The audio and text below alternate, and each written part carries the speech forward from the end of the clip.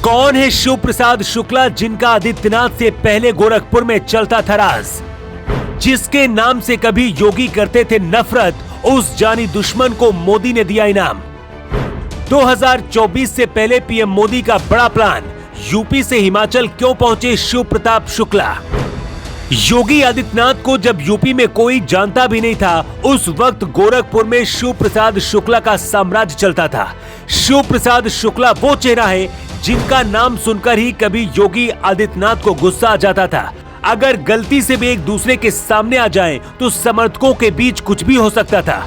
शिव प्रसाद शुक्ला को योगी ने हमेशा गिराने की कोशिश की, लेकिन अब पीएम मोदी ने ऐसा इनाम दिया है कि ये खबर सुनकर योगी आदित्यनाथ को भी अच्छा नहीं लगेगा। 1998 में जब योगी आदित्यनाथ गोरखपुर से पहली बार सांसद चुने गए, उसी दौरान शिव प्रताप शुक्ला यहीं से विधायक हुआ करते थे। दोनों नेताओं के बीच यहीं से सियासी टकराव शुरू हुआ। योगी आदित्यनाथ ने सियासी वर्चस्व कायम करने के लिए शुक्ला को हराने की रणनीति पर काम किया। 2002 के चुनाव में योगी आदित्यनाथ ने शिव प्रताप के खिलाफ राधा मोहन दास अग्रवाल को चुनाव लड़वाया और जितवा भी दिया। बस यहीं से योगी और शिव प्रताप शुक्ला की सियासी दुश्मनी शुरू हो गई।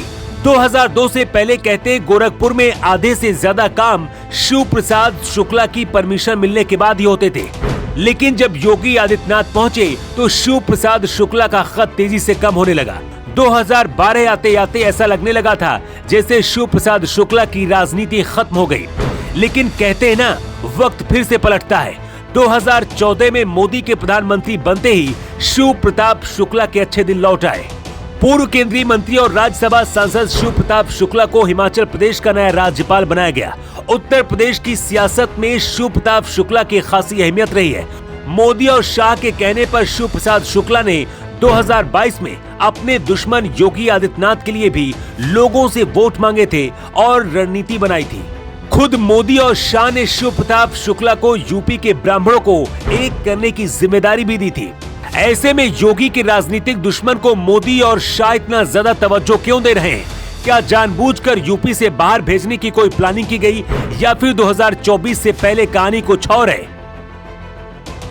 सूत्र बताते हैं कि शिव प्रताप शुक्ला योगी आदित्यनाथ के अंडर में काम नहीं करना चाहते थे। इधर योगी भी कहीं न कहीं इस बात से डर रहे थे कि शिव प्रताप शुक्ला उनकी राजनीतिक विरासत को हिला देंगे, या फिर कुछ ऐसा कर सकते हैं जिसकी वजह से उन्हें नुकसान हो। इस बात का मोदी शाह ने फायदा उठाया और शिव प्रताप शुक्ला को सीधे गोरखपुर से हिमाचल प्रदेश का राज्यपाल बनाकर भेज दिया।